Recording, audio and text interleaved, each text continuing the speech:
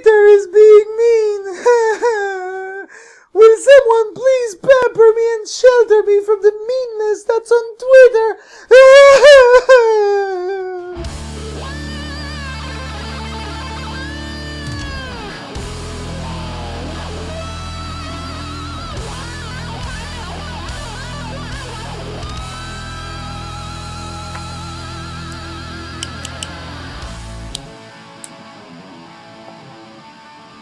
Hello everyone, and welcome to the Freedom Alternative. The self-admitted child sexual predator and rape hoaxer Lena Dunham has farted in the public space again. She issued a statement. According to Breitbart, alongside barely intelligent drivel, Dunham also said that, quote, "I've been fairly public about that fact that I no longer check on my own Twitter," she said. "I found that the hostility, particularly the hostility towards women and the expressions of violence, were too much.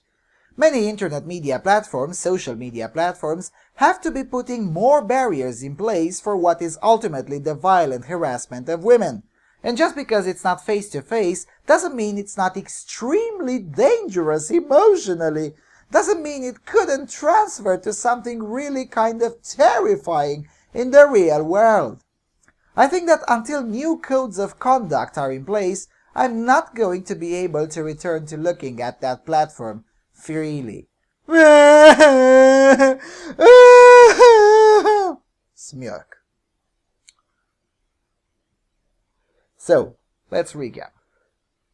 You can live with yourself having sexually abused your sister and admitting that willy-nilly, and of course admitting that consequence-free courtesy of the patriarchy. Oh wait, never mind.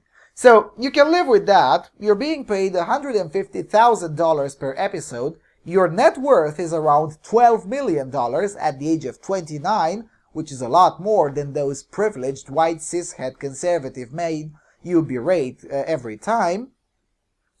Yet for some reason, you cannot deal with some words on a screen. Oh, and you can afford to hire a professional to deal with your social media. Can you spell "check your privilege"? And mind you, some of this abuse is actually normal and orderly people reacting to her completely disordered and out-of-touch view of reality. This is the person that thinks it's rather normal for people being keen upon abusing one-year-old girls, out of curiosity. And those who object to this are probably the exception. Yeah, congratulations to you. She's also convinced that every single man who criticizes her has stories about himself abusing other children when he was 7. She's so convinced by that she's willing to bet.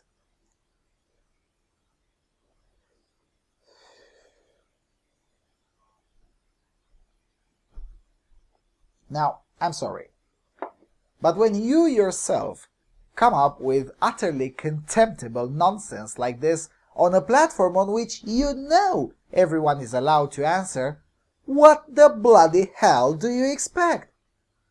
It's interesting that when a man, let's say Rouge V, writes a book in which he describes his sexual encounters, it is enough for one passage to seem a bit illegal, but nowhere near to being obvious even by US gynocentric feminist standards, and all hell breaks loose. Even though the alleged crime happened in another country with another set of laws and with the alleged victim nowhere to be found, we'll talk more about Rouge in the next video, but isn't it interesting that for a passage in his book, Bang Iceland, he's being crucified and his character assassinated with lies, damn lies, and more lies being printed every minute about him? Yet, here's this untalented femtard admitting what is obvious for everyone with 2 brain cells strapped together to be nothing less than acts of pedophilia, and no one bats an eye. To add insult to the injury, she's also being comforted by the same cathedral media whenever she whines that boo-hoo-hoo, someone is being mean to her on the internet.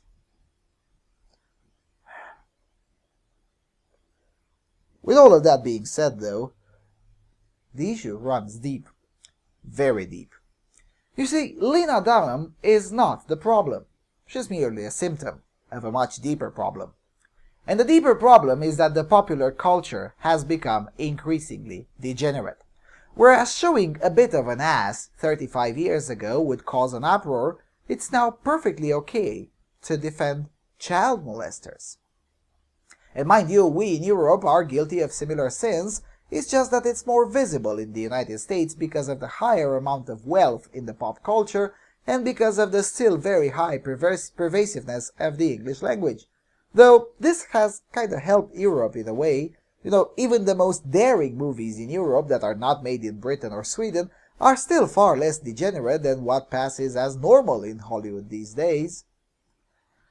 To put things into perspective, when a woman who is far less of an influence on pop culture than Lena Dunham dared to say that for herself, modesty is preferable to sluttiness in dressing, all hell broke loose and she got attacked by other women for daring to suggest that it may not be okay to be a whore if you're married. So it's not just that completely insane behavior is tolerated, that would still be somewhat okay, but normal behavior is actively being condemned at every corner of the culture. Saying that maybe it's not that great that you molested your 1-year-old sister suddenly becomes harassment and hate, whereas saying that maybe it's not that great to project or adopt a slutty lifestyle gets you real harassment and genuine hatred, particularly from sluts. Under these circumstances, the Lena Dunhams of the culture are merely symptoms. The good news is that is fixable. The bad news is that it will take at least 10 years and a lot of work and resources, that will be time and money, from normal people to re-inject themselves into the pop culture. Oh, and there's another element. Those of us of a non-insane persuasion will have to work harder and pressure the culture more. Older conservatives have ignored the pop culture, and that was a mistake. And with that being said, thank you for watching and supporting this channel. I'll see you around on Freedom Alternative.